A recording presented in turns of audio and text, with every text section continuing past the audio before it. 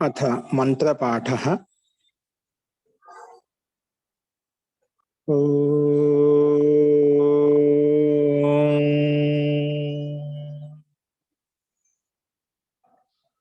सहनाववतु सहनौ भुनक्तु सह वीर्यं करवावहै तेजस्विनावधीतमस्तु मा विद्विषावहै। ओम शांति शांति शांति।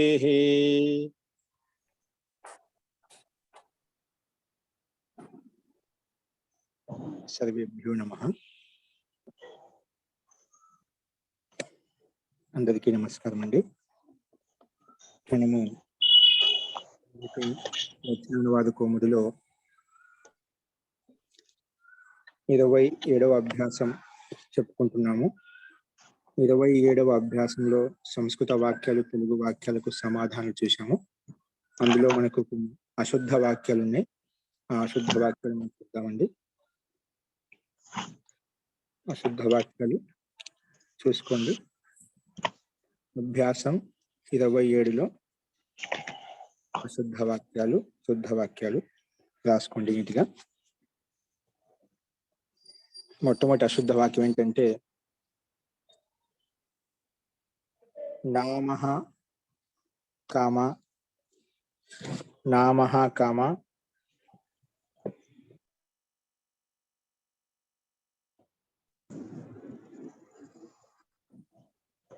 నామః కామ ప్రేమ. నామః కామ ప్రేమ ప్రేమ సారీ ప్రేమం రండి. నామః కామ ప్రేమం కామ వ్యోమే వ్యోమే వ్యోమే కనిపిస్తుందండి. వ్యోమే స్లైడ్ లేదు గురు మహోదయ. దృశ్యతి మహోదయ. జీ కనిపిస్తుంది చూడండి. నామః చూడండి పంపిస్తున్నారు. అది కొంచెం నెట్వర్క్ వల్ల కొంచెం లేట్ అవుతుంది.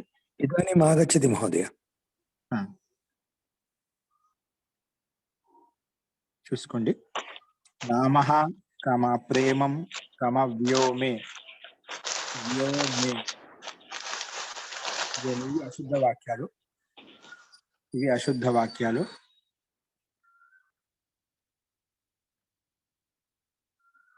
వీటికి నామః కాదు, విసర్గం ఉండకూడదు, నామ అని ఉండాలి. చూడండి ఇక్కడ కనిపిస్తుంది స్లైడ్ మీద. స్లైడ్ మీద చూడండి. అశుద్ధ వాక్యం కింద గమనించండి.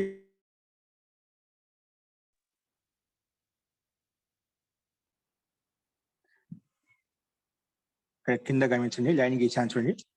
నామః ప్రేమం వ్యోమే ఇవి అశుద్ధంగా ఉన్నాయి. వాటికి ఎదురుగా శుద్ధ వాక్యం ఏంటి? నామః కాదు, నామ ఉండాలి, విసర్గం ఉండదు ఇక్కడ. నెక్స్ట్ ప్రేమం కాదు, ఓన్లీ ప్రేమ శబ్దం ఉండాలి. నెక్స్ట్ వ్యోమే శబ్దం కాదు, వ్యోమని ఉండాలి. సప్తమి భక్తి క్వశ్చన్లో వ్యోమని.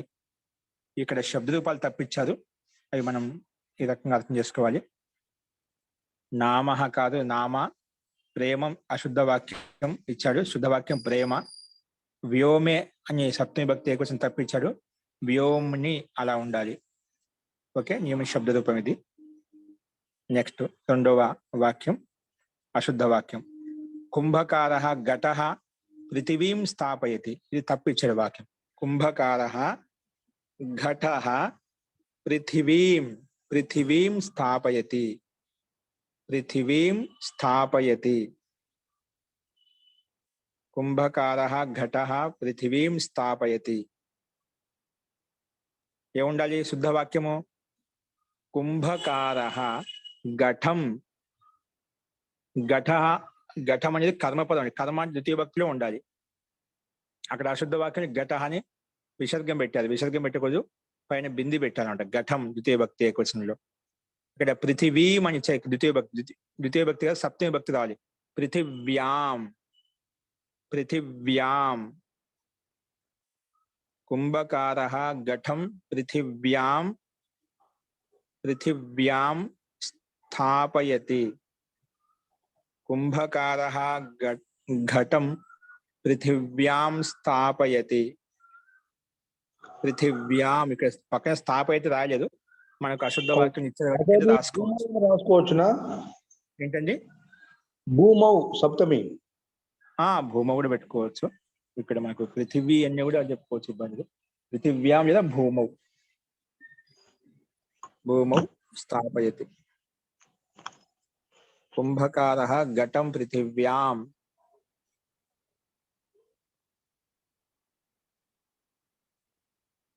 స్థాపయతి. ఓకే, ఇది శుద్ధ వాక్యము. ఇది ఎన్నో నియమం ప్రకారం 11:46 నియమం ప్రకారంగా శుద్ధం చేయబడ్డాయి. 11వ నియమం ప్రకారంగా అంటే ఇక్కడ కర్తను బట్టి కర్తలో ప్రథమ విభక్తి, కర్మలు ద్వితీయ విభక్తి వచ్చింది. ఇక్కడ పృథివ్యాం ఆధారం కాబట్టి పృథివ్యాం సప్తమి విభక్తి పెట్టుకున్నాము, భూమి మీద. అందుకే 46 నియమం ప్రకారంగా అది 11వ నియమం ప్రకారం ఇక్కడ ఈ వాక్యం శుద్ధం చేయబడింది. 46 నియమం అంటే ఆధారంలో అధికరణ సంధి అని చెప్పుకున్నాం. అధికరణ కారకం సప్తమి విభక్తి, ఇక్కడ అధికరణం అంట. పృథివ్యాం అనేది అధికరణం కాబట్టి అధికరణ కారకంలో సప్తమి విభక్తి వచ్చింది అన్నమాట. 11వ నియమం ఏంటి? 11 చెప్పాం కదా. 11లో కర్తలో ప్రథమ వస్తుంది, కర్మలో ద్వితీయ విభక్తి వస్తుంది. అంటే కర్మని ద్వితీయ, కర్మ కారకంలో ద్వితీయ విభక్తి వస్తుంది. ఆ ప్రకారంగా 11వ నియమం ప్రకారంగా ద్వితీయ విభక్తి వచ్చింది. అందుకే 11వ నియమం 46వ నియమం ప్రకారంగా ఇక్కడ మనం వాక్యాన్ని శుద్ధపరుచుకున్నాం. పైది శబ్ద రూపం. నియమం ఏంటి? శబ్ద రూపం పెట్టుకోండి. అక్కడ శబ్ద రూపం తప్పించే శుద్ధంగా రాసుకున్నాం. ఇవి అశుద్ధ వాక్యాలు, శుద్ధ వాక్యాలు మనం చూసాము. నెక్స్ట్ 3వ పాయింట్కి రండి. 3వ పాయింట్, 4వ పాయింట్. అభ్యాసం చేయండి. అభ్యాసం చేయండి. అందులో 1వ కా రాసుకోండి, సామాన్య కకారం. అభ్యాసం కకారము. ఖాలోని వాక్యాలను బహువచనంలోకి మార్చండి. ఖాలోని వాక్యాలను బహువచనంలోకి మార్చండి.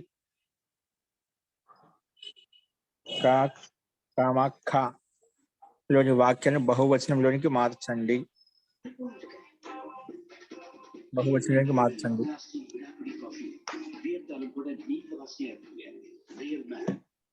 ఖాలోని వాక్యాన్ని బహువచనంలోకి మార్చండి. ఓకే, పైన తెలుగు వాక్యాలు కాని పెట్టి చెప్పుకున్నదా, అవి ఏకవచనం, ద్వివచనం, ఏకవచనం ఉన్న వాటి అన్నిటిని కూడా బహువచనంలోకి మార్చుకోవాలి, ప్రాక్టీస్ చేసుకోవాలి, అభ్యాసం చేయమని చెప్పారు ఇక్కడ. నెక్స్ట్ ఒత్తు ఖ రాసుకోండి.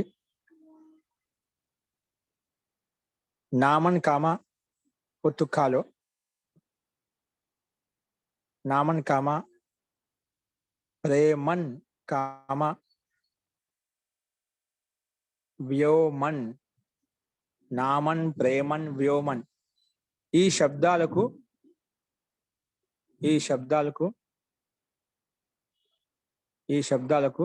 నామన్ శబ్దానికి సమానంగా రూపాలు రాయండి.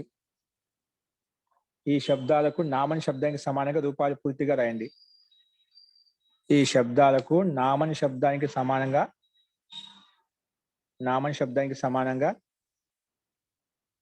ఈ శబ్దాలకు నామన్ శబ్దానికి సమానంగా రూపాలు పూర్తిగా రాయండి. అస్తు. నెక్స్ట్ అండి,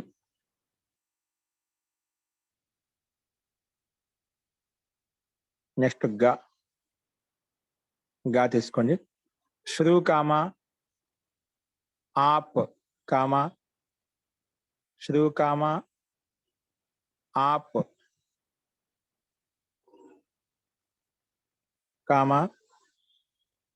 షక్. ఈ ధాతు అండి. శ్రు కామ ఆప్ కామ షక్. ఈ ధాతువులకు గాలు అండి. గాలు ఏం ప్రాక్టీస్ చేయాలని చెప్తున్నారు. శ్రు కామ ఆప్ కామ షక్. ఈ ధాతువులకు 5 లకారాల్లో రూపాలు రాయండి. ఈ ధాతులకు అంటే లట్, లోట్, లంగ్, లింగ్, లిదుట్టు. ఈ 5 లకారాలలో రూపాలు రాయండి. శృ, ఆప్, శృకామ, ఆప్కామ, షక్ ఈ ధాతులకు 5 లకారాల యొక్క రూపాలు రాయండి. 5 లకారముల యొక్క రూపాలు రాయండి. 5 లకారాలు ఏంటవి? లట్, లోట్, లంగ్, లట్, లోట్, లంగ్, లింగ్, లిదుట్టు భవిష్యత్ కాలంలో ఈ 5 లకారాలు. అస్తు. నెక్స్ట్ ఒత్తుఘ రాయండి. ఒత్తుఘ.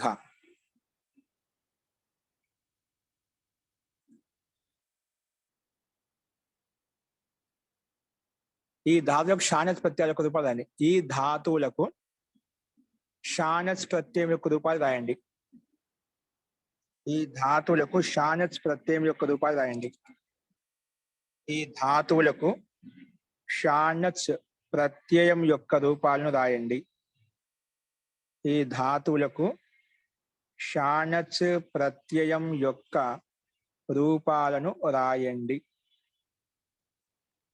ఈ ధాతువులకు షానస్ ప్రత్యయం యొక్క రూపాలను రాయండి. ఈ ధాతువులకు షానస్ ప్రత్యయం యొక్క రూపాలను రాయండి.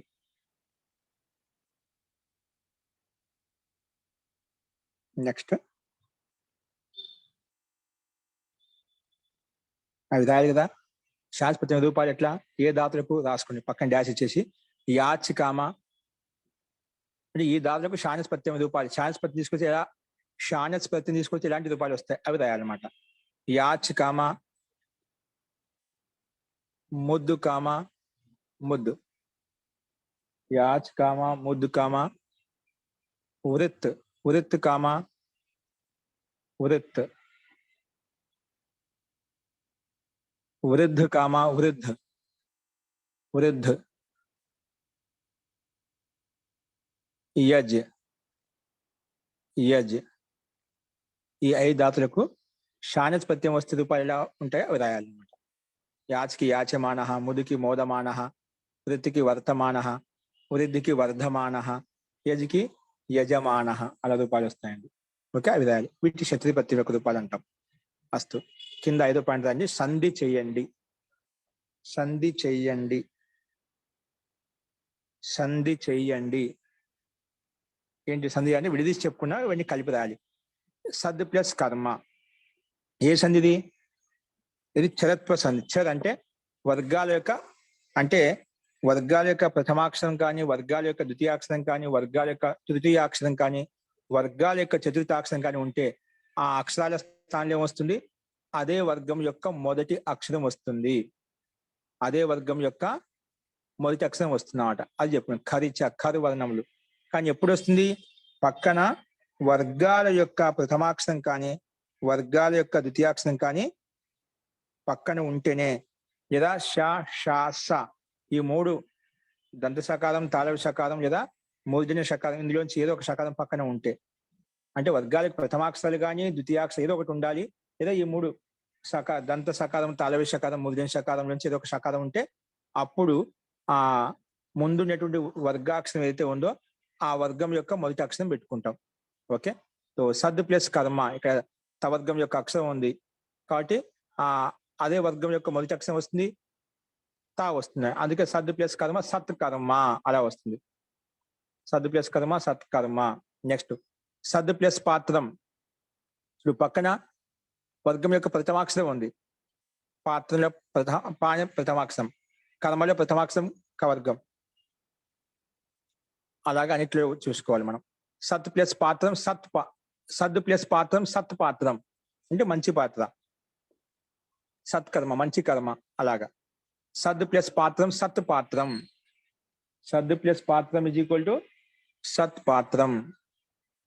నెక్స్ట్ ఉద్ ప్లస్ కృష్ట.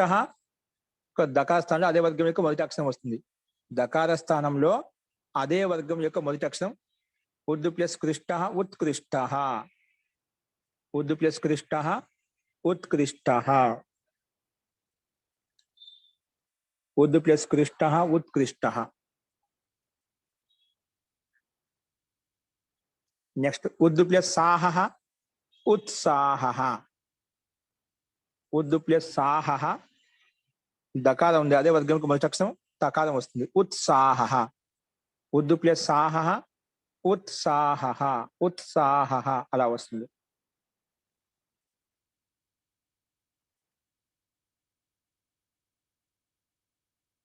ఉద్దు ప్లస్ సాహ ఉత్సాహ. ఓకే, ఇవి ఖరిచ సూత్రానికి సంబంధించి ఉదాహరణలు చూసాము. ఫస్ట్ ఈ రకంగా 27 అభ్యాసాన్ని మనం పూర్తిగా కంప్లీట్ చేసుకున్నామండి. ఫస్ట్ ఈ అభ్యాసాలు ఇంకెవరికైనా సందేహాలు ఉన్నాయా? మహోదయ, జీ. కృత్తుకి ఏమి రూపం వస్తుంది మహోదయ? శానచి రూపం కృత్తు. వృత్తికి వర్తమాన, స్థలంలో వర్త్ వస్తుంది. ఋతుధాతుకి కాదు మహోదయ, కృత్. వృత్త కృత్ లేదా? లేదా ఇక్కడ లేదా, కృధాతు లేదా, కృష్ట ఉంది.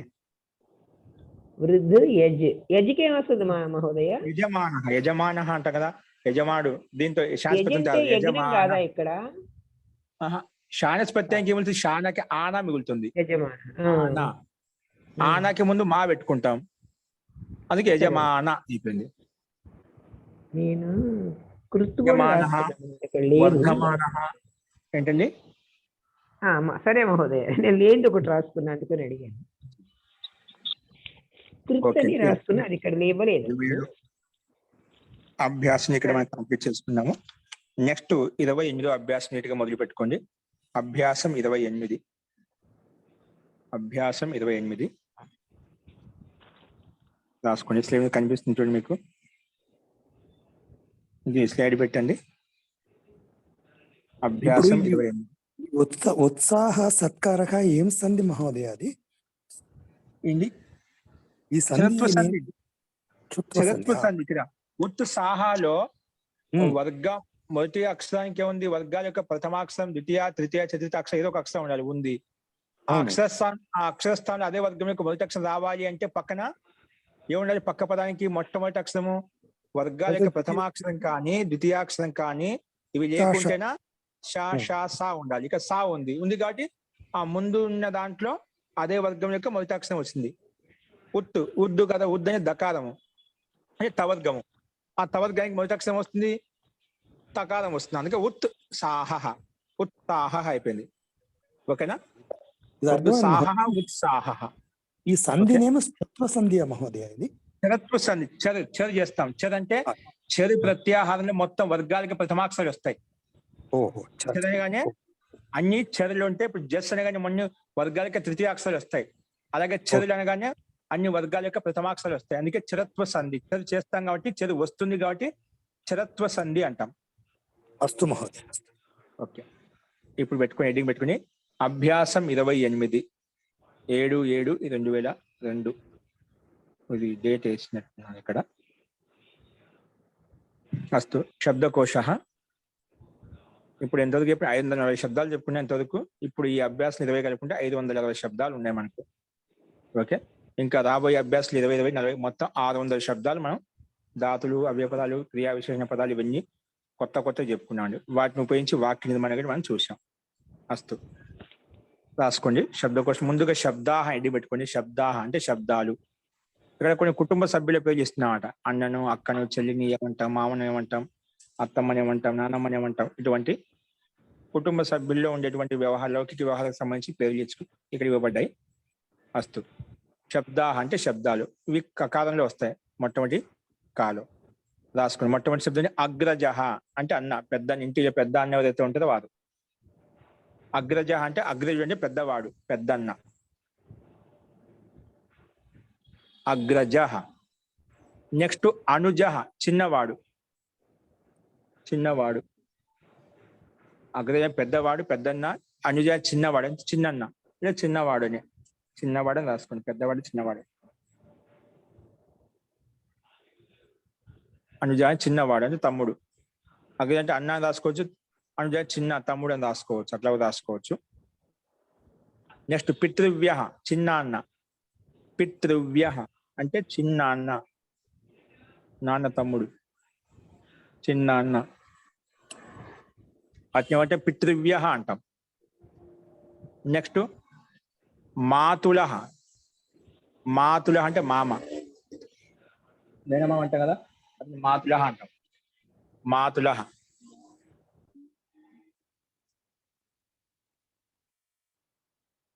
మాతుల మామ. నెక్స్ట్ పితామహ అంటే పితా యొక్క తండ్రి, ఏమవుతుంది దాదా అంటాం కదా, దాదా.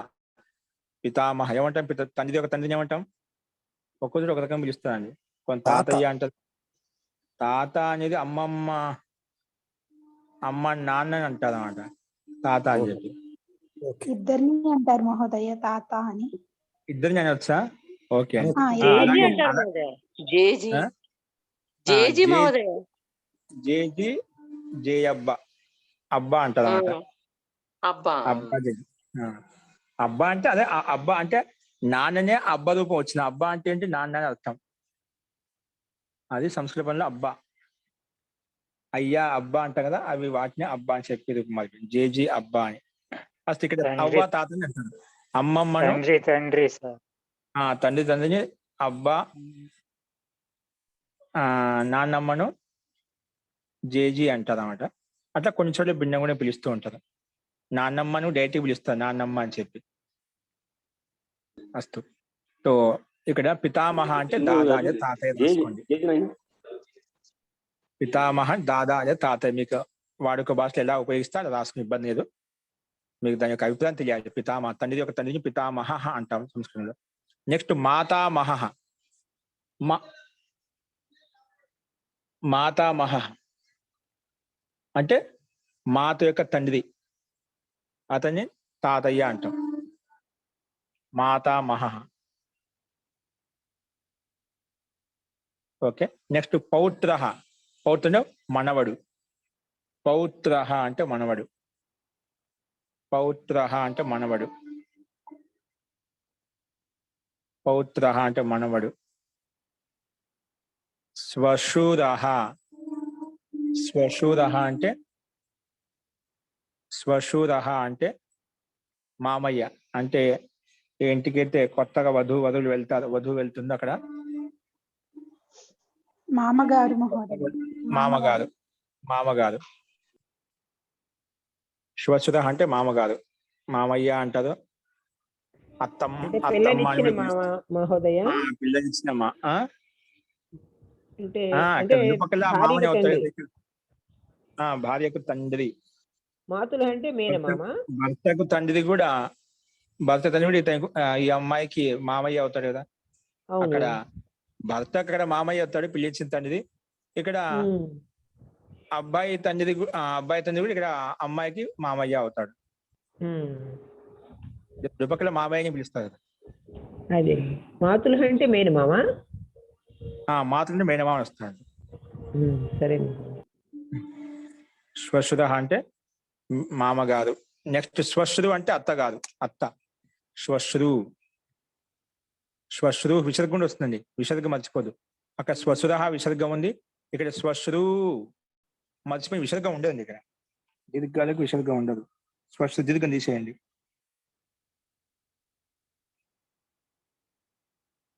ఉంటుందండి. ఓకే. ధేను అలాగన్నప్పుడు దీంట్లో విసర్గం వస్తుంది.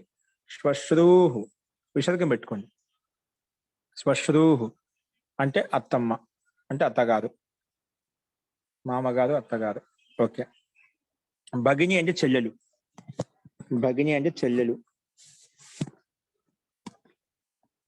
మామూలుగా సామాన్య భగిని అనేది ఎవరైనా ఒక స్త్రీని పిలిచేటప్పుడు చెల్లెలు కావచ్చు, అక్క కావచ్చు, భగిని అని పిలుస్తా. అంటే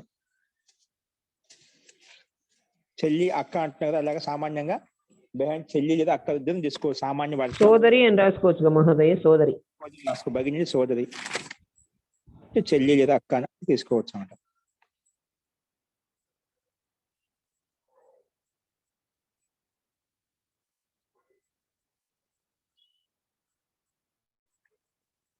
ఓకే అండి.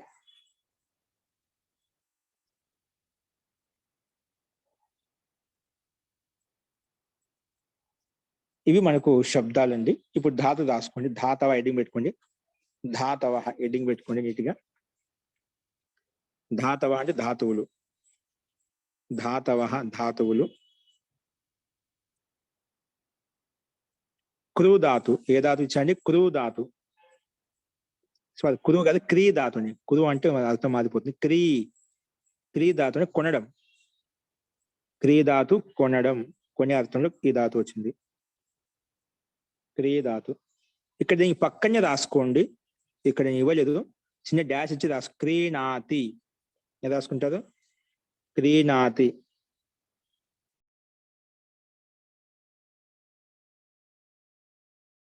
మహోదయ మళ్ళీ చెప్పండి.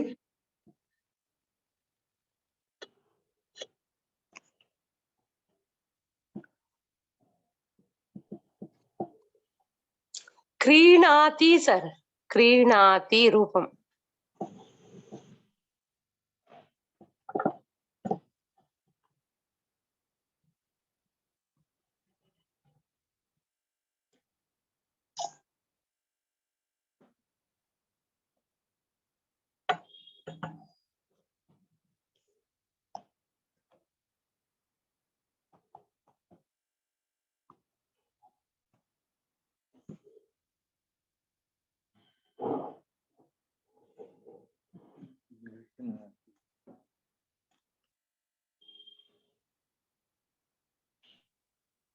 గృహధాతుకి గృహ్ణాతి ఇలా వస్తుందండి. గృహ్ణాతి.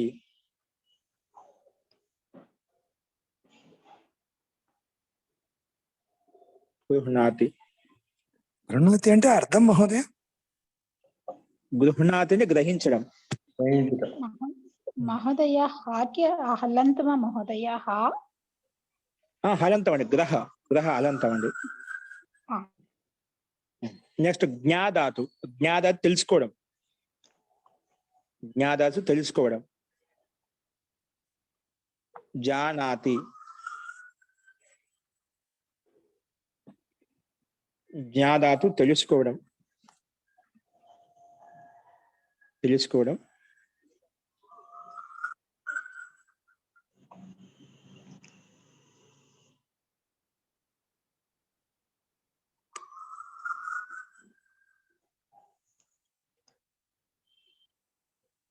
నెక్స్ట్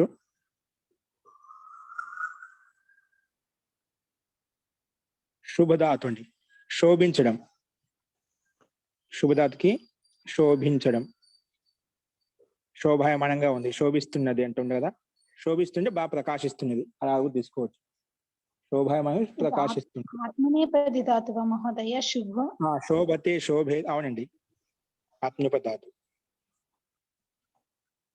శోభతే అలా వస్తుంది. ఇవి మనకు ధాతువులండి, ఓకేనా? ఈ 4 ధాతులు చెప్పున్నాం. క్రియధాతు, గ్రహధాతు, జ్ఞాధాతు, శుభధాతు. ఓకే, ఇవి 4 ధాతులు.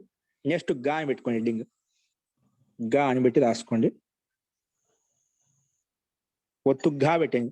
3వ అక్షరం కాదు, క ఖ గా 3వ అక్షరం, 4వ అక్షరం పెట్టి ఘ, ఒత్తుగా. విశేషణ శబ్దాహ. విశేషణ శబ్ద హెడ్డింగ్ పెట్టుకునే హెడ్డింగ్ లేదు. విశేషణ శబ్దాహ. ఇప్పుడు ధాత హెడ్డింగ్ పెట్టుకున్నాం, అలాగా పైన శబ్దాహ అని విధంగా హెడ్డింగ్ పెట్టుకున్నాం, అలాగా ఒత్తుగాలం వస్తే విశేషణ శబ్దాలు. గకారం ఉంటే 3వ అక్షరం, అక్కడ అవయ పదాలు వస్తాయి. ఒత్తుగాలు విశేషణ శబ్దాలు వస్తాయి. ఘ విశేషణ శబ్దాహ. విశేషణ శబ్దాహ. ఘ విశేషణ శబ్దాహ.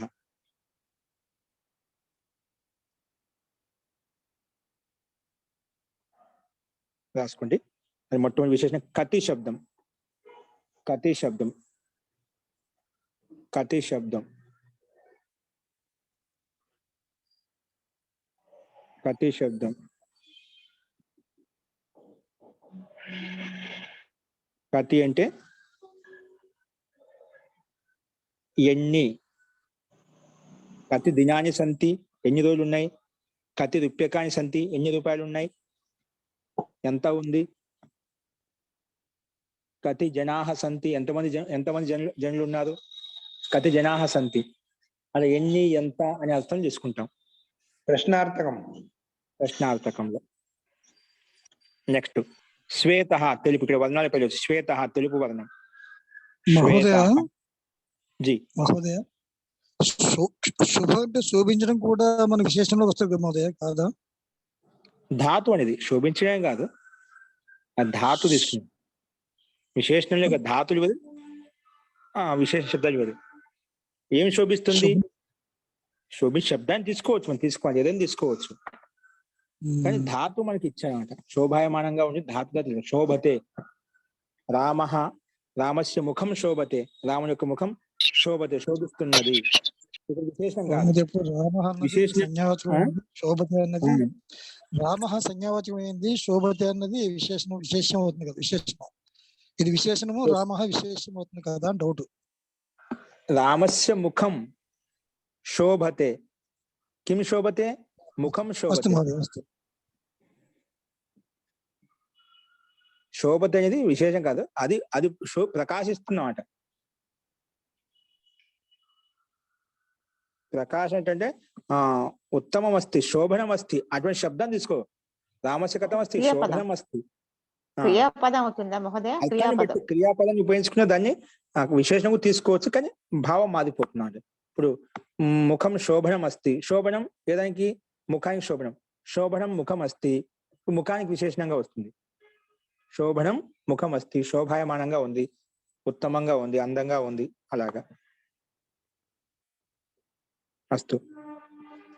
శ్వేత తెలుపు, హరిత ఆకుపచ్చ, హరితవర్ణం ఆకుపచ్చ. రక్త ఎరుపు, రక్తవర్ణం, రక్త ఎరుపు, ఎరుపు వర్ణం. కృష్ణ నలుపు, నలుపు వర్ణం, కృష్ణ నలుపు, నలుపు వర్ణం, కృష్ణ నలుపు, నలుపు వర్ణం. నెక్స్ట్ పీత, పీత పసుపు, పసుపు వర్ణం. పీత పసుపు అంటే పసుపు వర్ణం.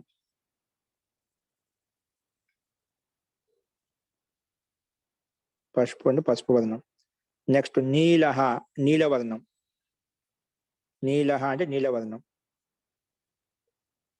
నీల నీలవర్ణం, నీల నీలవర్ణం, నీల నీలవర్ణం,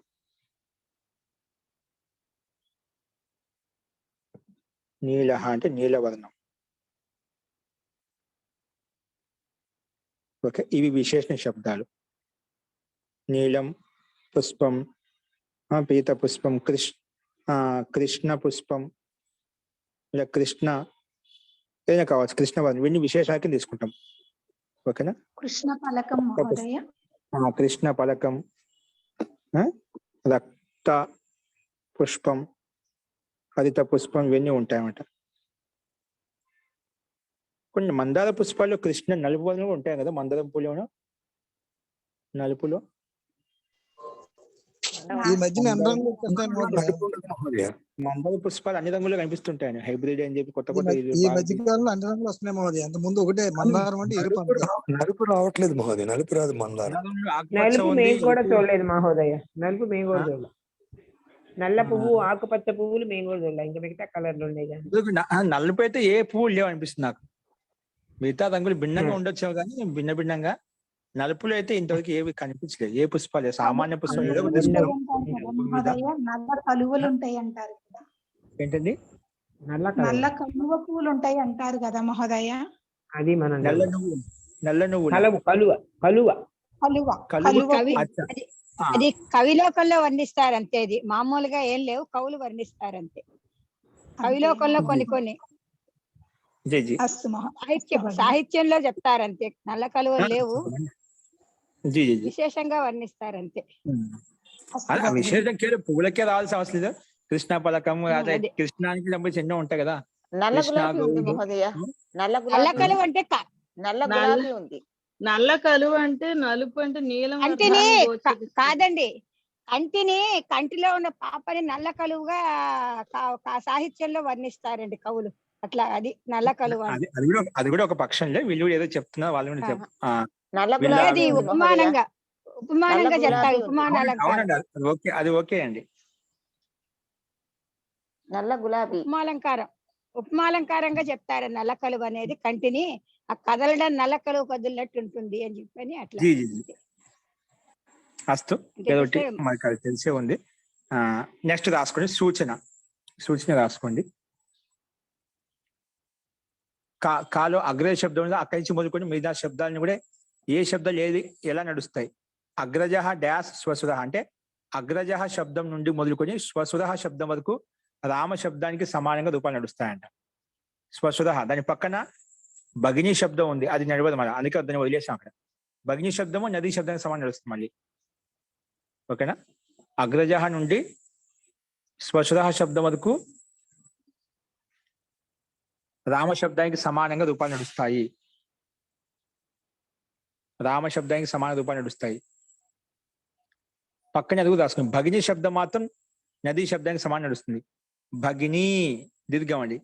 భగిని శబ్దం మాత్రం నదీ శబ్దానికి సమానం నడుస్తుంది. భగిని శబ్దం మాత్రం భగిని శబ్దం మాత్రం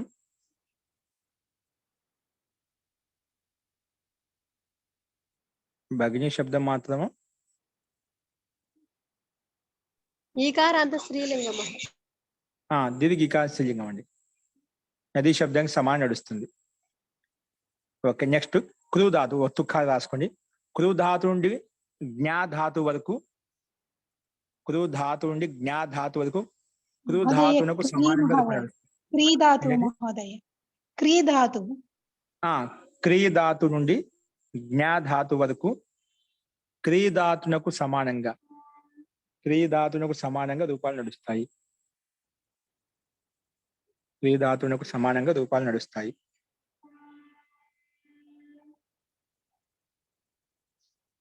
క్రీ ధాతు నుండి జ్ఞా ధాతు వరకు క్రీ ధాతునకు సమానంగా రూపాలు నడుస్తాయి.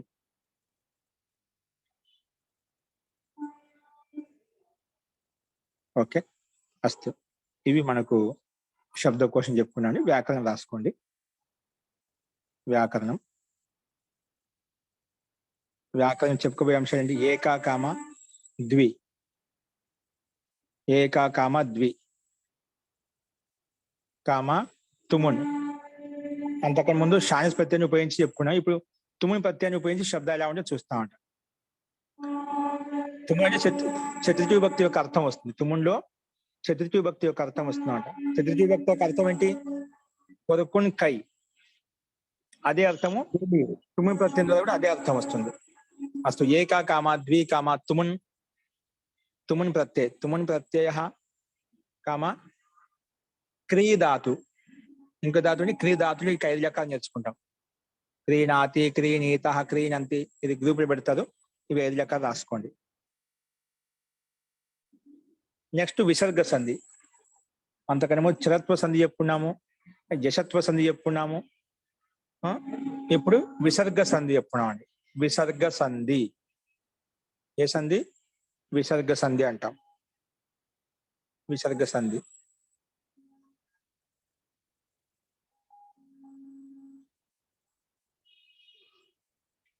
ఓకే అండి, రాసుకోండి. ఇప్పుడు బ్రాకెట్ క్లోజ్ చేసి రాసుకోండి. మొట్టమొదటి పాయింట్ కింద రాసుకోండి. మొదటి పాయింట్, ఏక మరియు ద్వి శబ్దాలకు 3 లింగాల యొక్క రూపాలను స్మరించండి, రాయండి. అంతకని ముందు అభ్యాసం ఏక కమ ద్వి శబ్దాలకు 3 లింగాల యొక్క రూపాలు. ఇది ఇక్కడ చెప్పండి. ఏక మరియు ద్వి శబ్దాలకు 3 లింగాల యొక్క రూపాలను స్మరించండి మరియు రాయండి. స్మరించండి మరియు రాయండి.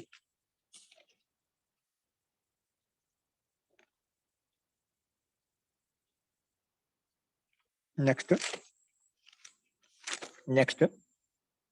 శబ్ద సంఖ్యంతో ఎక్కడున్నాయి? ఏక శబ్దము ద్వి శబ్దము 42, 43 అండి. 42వ క్రమ సంఖ్య పరిశిష్టంలో క్రమ సంఖ్య 42, 43 ఉన్నాయి.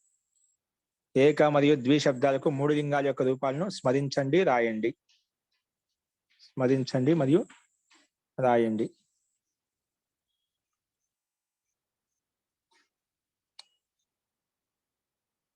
ఓకే అండి. నెక్స్ట్ రెండో పాయింట్ రాసుకోండి. క్రీ కామ గ్రహ, రెండో పాయింట్ కింద క్రీ కామ గ్రహ కామ క్రీ కామ గ్రహ కామ క్రీ కామ గ్రహ కామ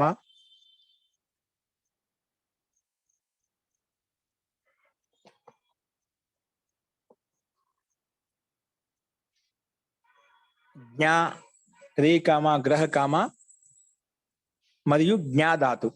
క్రీ గ్రహ మరియు జ్ఞాధాతునకు అంటే 3 ధాతులకు జ్ఞాధాతు నకు కాకుండా లకు రాయండి. క్రీ గ్రహ మరియు జ్ఞాధాతువులకు నకు అంటే ఏకవచనం వస్తుంది. ధాతువులకు నాశనం లాబెట్టాలి లకు. లట్ కామ లోట్ కామ లంగ్ లకారం యొక్క రూపాలను రాయండి లేదా స్మరించండి. లట్ లోట్ మరియు లంగ్ లకారం యొక్క రూపాలను స్మరించండి లేదా రాయండి.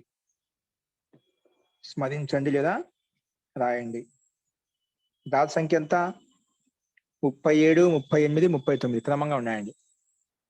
క్రియధాతు, గ్రహధాతు, జ్ఞాధాతు క్రమంగా అక్కడ ఇవ్వబడ్డాయి. 37, 38, 39 మొత్తం 5 రకాలు ఇవ్వబడ్డాయండి. ఓకేనా? అందులో మనం ఏం రాయాలి? లట్ లోటు లంగ్ లకారం యొక్క రూపాలను పూర్తిగా రాయండి అని చెప్పి ఇక్కడ చెప్పబడింది. కాబట్టి అవి రాయండి, మొత్తం రాయండి. అవి 3 ఎందుకు? ఇవి మనకు 2వ పాయింట్ కింద చెప్పుకున్నాము. నెక్స్ట్ 3వ పాయింట్ రాసుకోండి. 3వ పాయింట్ స్లైడ్ మార్చండి లక్ష్మి గారు. 3వ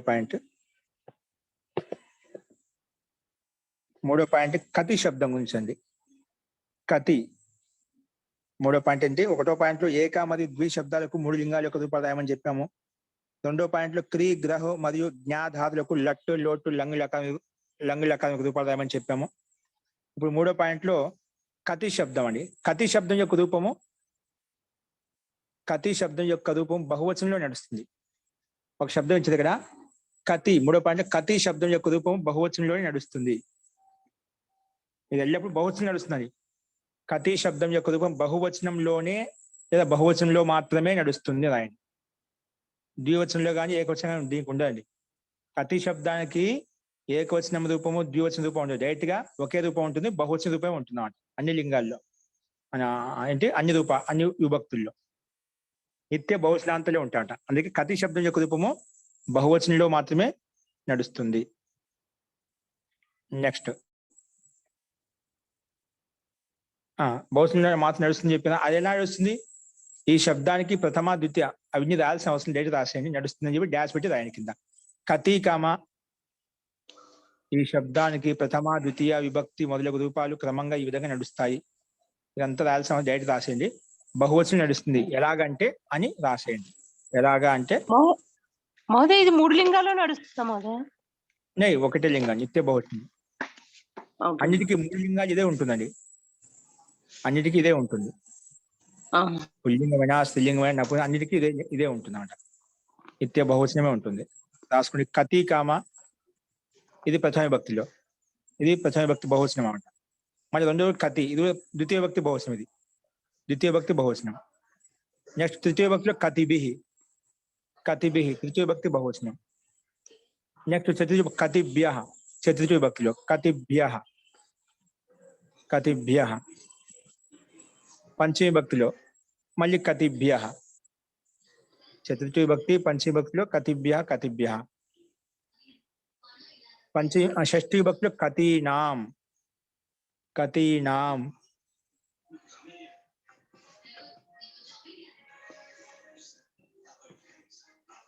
సప్తమి విభక్తిలో కతీషు.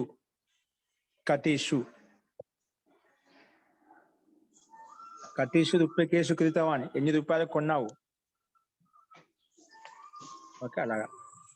కతి ఏం చెప్పాను లాస్ట్ కతీనాం షష్ఠి భక్తి బహువచనము.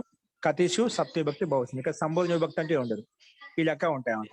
గతి శబ్ద రూపాయలు నిత్య బహువచనంలో ఉంటాయన్నమాట. రూపాయలు ఎప్పుడు ఇదే విధంగా ఉంటాయి. ఓకే, ఇది 3వ పాయింట్ కింద చెప్పుకున్నాము. నెక్స్ట్ రాసుకోండి. చూడండి స్లైడ్ మీద 4వ పాయింట్ కింద రాసుకోండి.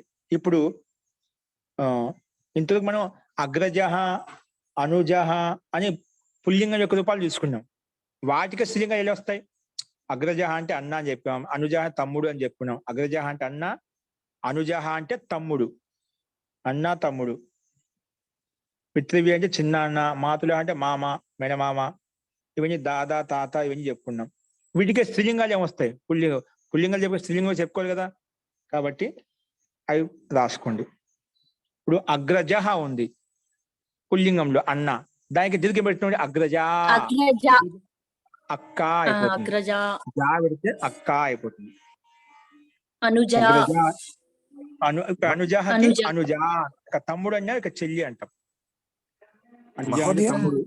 మహోదయ దృశ్యే దీర్ఘం నాస్తి మహోదయ, దీర్ఘం అస్తి వా?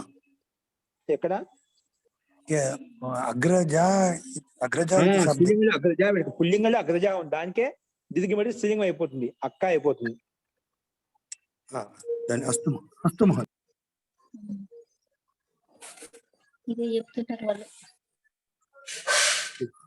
నెక్స్ట్ ఏంటి? అగ్రజ అంటే అక్క, అనుజ అంటే చెల్లి, పితృవ్య అంటే పిన్నమ్మ. అక్కడ పితృవ్య చాచా చిన్న అని చెప్పుకున్నాము. చిన్నమ్మని ఏమంటాం? పిన్ని అంటాం కదా, చిన్నమ్మ పిన్ని అని చెప్పి. ఆవిడ ఏమంటాం? పితృవ్య. అక్కడ పితృవ్య పుల్లింగంలో దీర్ఘం పెడితే పితృవ్య అంటే చిన్నమ్మ అంటే పిన్నమ్మ. మేనమామని ఏమన్నాం? మాతులహ అని చెప్పాము. మేనమామని ఏం చెప్పాము? మాతులహ అని చెప్పాము. కానీ మామ ఏం చెప్పినాక మామ మేనత్తని చెప్పుకుంటూ ఊరుకుంటుందా? అందుకే కింద ఇక్కడ అత్తమ్మని కూడా చెప్పుకుంటున్నా, మేనత్తను. మాతులాని, మాతులాని అంటే అంటే చిన్న అన్న అని చెప్పారు కదా. అవునండి. ఇక్కడ అనుజ అంటే మరి చిన్న అక్క కదా? అదే చిన్నక్క. చిన్న అంటే అది విషయం చెప్పాను. చెల్లి అన్నీ అయిపోతుంది, చిన్నక్క అన్న. చిన్నక్క అంటే చిన్న, పెద్ద అంటే చిన్న. ముగ్గురు ఉన్నప్పుడు వేస్తాం చిన్నక్క అంటాం కదా. ఎక్కడ చిన్నక్కని పోల్చుకుని ఆమె కంటే చిన్న ఆమెతో పోల్చుకుని చెప్తాం చిన్నక్క అని చెప్పి. ఓకేనా? అంటే మొత్తానికి చిన్న, కనిష్టం పెద్దవాళ్ళకంటే ఆమె చిన్న అని అర్థం. చెల్లి, చిన్నక్క ఏదైనా రాసుకోవచ్చు. ఓకేనా? మహోదయ మాతులాని అంటే మేనమామ భార్య అవుతుందా మహోదయ, లేకపోతే మేనత్త అవుతుందా మహోదయ? మేనమామ భార్యనే మేనత్త అవుతుంది కదా. కాదు అట్లా. మేనత్త అంటే నాన్న చెల్లెలు మేనత్త అవుతుంది. ఇక్కడ అది కూడా అదే అర్థం. మాతులాని అక్కడైనా చెల్లెలైనా అక్కడ అర్థం మేనమామ తీసుకున్నా దాదాపు రెండు ఒకే వర్తిస్తాయండి. రెండు ఇది వర్గం కదా మహోదయ. మాతులాని చెల్లెలు తమ్ముడు అంటాం ఇక్కడ. ఇక్కడ చెల్లెలు తమ్ముడు అంటే అక్కడ నాన్న చెల్లెలు అంటున్నాం. రెండు పక్కల అదే కదా వచ్చేది. అక్కడ మేనత్త మేనమామ అంటాం. సో ఇద్దరి మధ్య వర్తిస్తుంది ఇది. ఓకేనా? మాతులాని అంటే అత్త, మేనత్త. అంటే మామయ్య భార్య, ఇక్కడ మామయ్య వదిలి పిలుస్తున్న వారికి భార్య ఎవరైతున్నదో వాని మాతులాని అంటాం. మాతులహ మామ, మాతులాని అత్త అంటే మేనత్త తీసుకుంటాం. అక్కడ మేనమామ చెప్పేది మేనత్త తీసుకుంటాం. ఫస్ట్ పితామహి, అక్కడ పితామహ దాదా చెప్పాము. ఇక్కడ పితామహి అంటే దాది అంటే అవ్వ. అక్కడ తాతయ్య పిలిచారా, ఇక్కడ అవ్వ అంటున్నాం. అమ్మమ్మ అంటున్నారండి. అమ్మమ్మ అంటున్నాం. నానమ్మ కాదు, అమ్మమ్మనే. కరెక్ట్. నానమ్మ. నాయనమ్మ అంటే పితామహి. నాయనమ్మ అండి. మాతామహి అంటే నాయనమ్మ. ఇక్కడ పిత కదా, పిత నాయన. నాయన యొక్క తండ్రి అంటే పితామహి. నానమ్మ అనకూడదు. ఏమొస్తుంది? నాన్నమ్మ అని అంటాం కదా. ఓకే, నానమ్మ నాన్నకు అమ్మగా నానమ్మ అని చెప్తాం. అందుకే ఆయన పితామహి అంటాం, నాన్నమ్మని అంటాం. ఓకే, నానమ్మ అంటాం. నాన్నకు అమ్మ నాన్నమ్మ. నెక్స్ట్ మాతామహి, అమ్మమ్మ. ఇక్కడ మాతకు అమ్మ కాబట్టి మాతామహి అని చెప్పి. అమ్మకు అమ్మ మాతామహి, నాన్నకు అమ్మ పితామహి. మాతామహి అమ్మమ్మ. నెక్స్ట్ పౌత్ర, మనవడు అని చెప్పిన. మనవరాలు చెప్పకుంటే బాగుండదు కదా, అందుకే పౌత్రి, మనవరాలు. పుత్రి కాదు, పుత్రి యొక్క పుత్రి లేదా పుత్రుడి యొక్క పుత్రి లేదా కూతురి యొక్క ఒక బిడ్డ యొక్క కూతురు కావచ్చు. పుత్రస్య పుత్రి మహోదయ. పుత్రస్య పుత్రి పౌత్రి అండి, పుత్రస్య పుత్రి పౌత్రి. పుత్ర్యాः పుత్రి अपि పౌత్ర్య భవతి. పుత్ర్యాः పుత్రి अपि పౌత్రి एव भवति. దౌహిత్రి మహోదయ. దౌహిత్రి చెప్తామా? మహోదయ దుహితాయాः పుత్రి దౌహిత్రి అంట. ఓకే, దుహిత శబ్దం ఉంది. దుహిత అంటే దూరే హిత దుహిత. ఓకే, నిరుక్తంలో ఒక పరిభాష వచ్చింది. ఆడపిల్ల ఏమంటాం? దుహిత అని పిలుస్తాం. ఏమొస్తాం? దుహిత అంటే దానికి పరిభాష నిరుక్తం చెప్పి దూరే హిత దుహిత. ఎందుకంటే ఆడపిల్ల దూరంగా ఉంటున్నాడు. దూరే హిత దూరంగా వెళ్ళిపోతుంది. అందుకే ఆడపిల్ల శబ్దం ఆడపిల్ల, ఈడపిల్ల కాదు. అందుకే ఆడపిల్ల పుట్టగానే ఆడపిల్ల ఈడపిల్ల అని చెప్పలేదు. అందుకే వాళ్ళు బాగా ఆలోచించి పెట్టారు మన పెద్దలు, ఆడపిల్ల అని చెప్పి. ఇక్కడ పిల్ల కాదు, ఆడపిల్ల అని చెప్పి. అలాగే దుహిత అంటే చెప్పి దౌహిత్రి అని చెప్తాను. ఓకే అండి, అస్తు ఉత్తమం. దౌహిత్రి దుహితాయ సామాన్యంగా ఉపయోగిస్తుంటారు, కానీ మనకు శబ్దాన్ని ప్రకారం ఇదే ఉపయోగించాలి మీరు చెప్పినట్టుగా. అస్తు దౌహిత్రి. ఇక్కడ పుత్రస్య పుత్రి పౌత్రి అయిపోయింది. అస్తు నెక్స్ట్. నమస్కారం మహోదయ. నమస్తే అండి, సుబ్బరాడి గారు చెప్పండి. నమస్తే. అదే పితృస్వశ ఉంది మహోదయ మేనత్తకి. మేనత్తకి పితృస్వశ. అది పితృస్వశ స్పష్టంగా పితృ యొక్క చెల్లి, చెల్లి అన్నమాట. తండ్రి యొక్క చెల్లి అవుతుంది, మేనత్త అవుతుంది. అక్కడ మేనమామ యొక్క భార్య మేనత్త అని చెప్పుకుంటాం. అక్కడ మాతులు అని చెప్పుకోవచ్చు.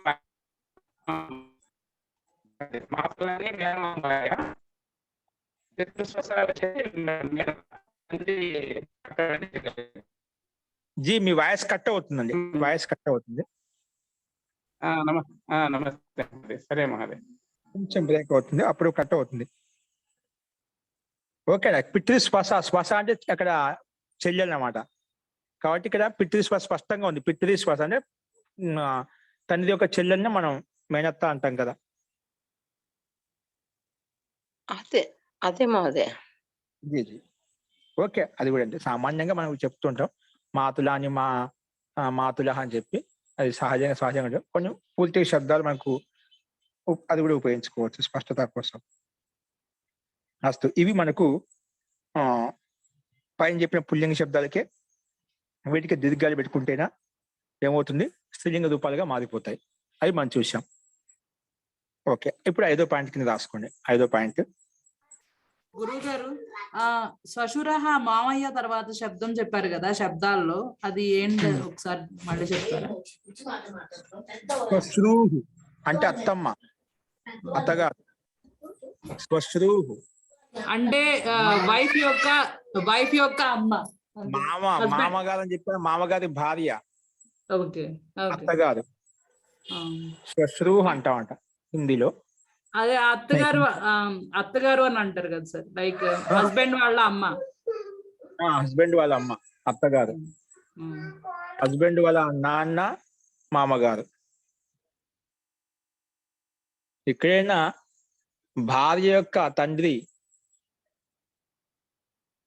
అక్కడ ఇవే చెప్పుకోవచ్చు. అక్కడ మన భార్య యొక్క అమ్మగారు అవుతున్నదో వాళ్ళని అత్తగారు అని చెప్పి అక్కడ పిలుస్తారు. ఇక్కడ అబ్బాయి పిలిస్తే ఇక్కడ అమ్మాయి పిలుస్తుంది, అంతే ఉంది. అస్తు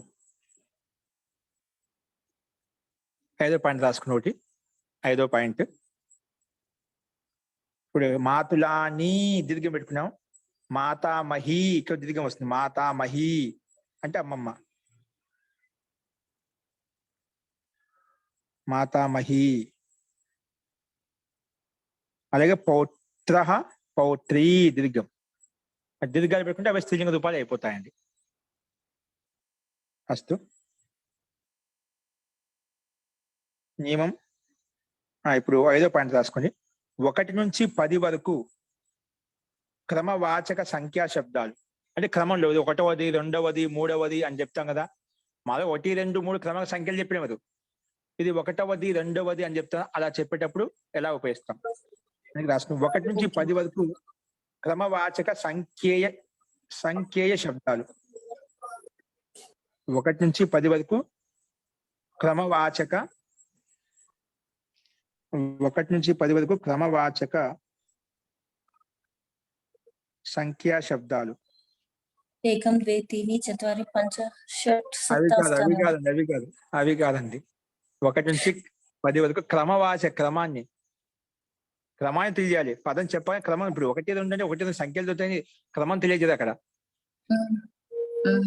ప్రథమ ద్వితీయ తృతీయ చతుర్థి పంచమి. ప్రథమ పుస్తకం దదాతు, ద్వితీయం పుస్తకం దదాతు, తృతీయం దదాతు, చతుర్థం దదాతు. అంటే ఏదో క్రమంలో ఉన్నాయి. అందులో ఈ చతుర్థం పుస్తకం దదాతు, పంచమం పుస్తకం దదాతు. అలాగా పంచ పుస్తకం దదాతు అన్నమాట. పంచమం పుస్తకం దదాతు అని చెప్తామన్నమాట. అస్తు. సో ఏం చెప్పాము? 5వ పాయింట్లో 1 నుంచి 10 వరకు క్రమవాచక సంఖ్యా శబ్దాలు అని పెట్టి డాష్ పెట్టి రాసుకోండి. ప్రథమః,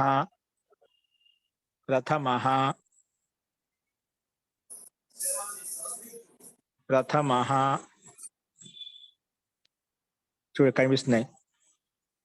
ద్వితీయః, తృతీయః. ఓకేనా? ప్రథమః, ద్వితీయః, తృతీయః. నెక్స్ట్ చతుర్థః,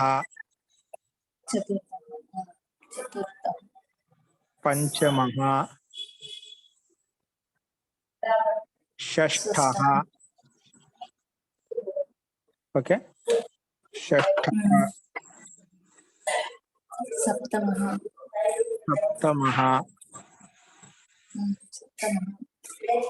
అష్టమః. భాగ్యలక్ష్మి గారు కొంచెం మ్యూట్ వేసుకోరా? భాగ్యలక్ష్మి గారు మ్యూట్. అష్టమః, నవమః, దశమః. ఓకేనా? ఈ రకంగా ఉంటాయి.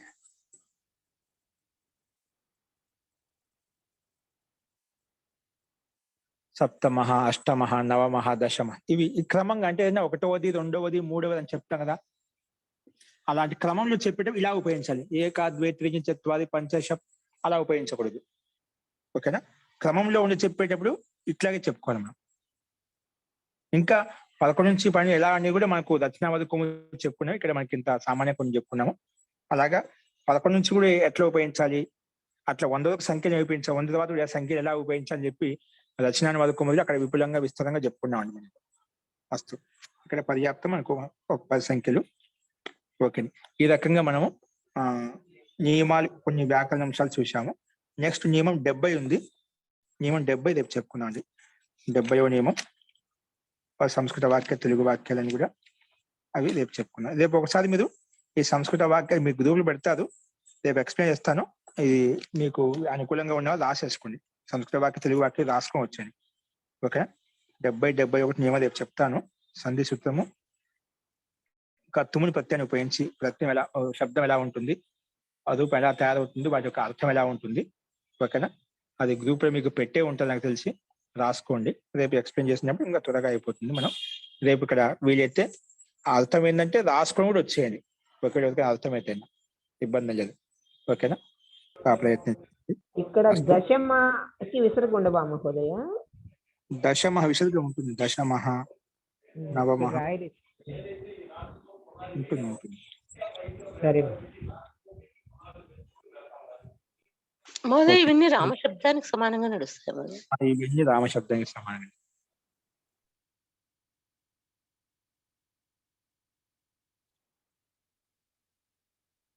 సో ఈ రకంగా మనం ఇవన్నీ చూసామండి. నెక్స్ట్ ఇందులో సంస్కృత వాక్యం తెలుగు వాక్యాలను కూడా మనం రేపు చూద్దామండి. నియమాలు కూడా రేపు చూద్దాం. అస్తు. మంత్రపాఠ.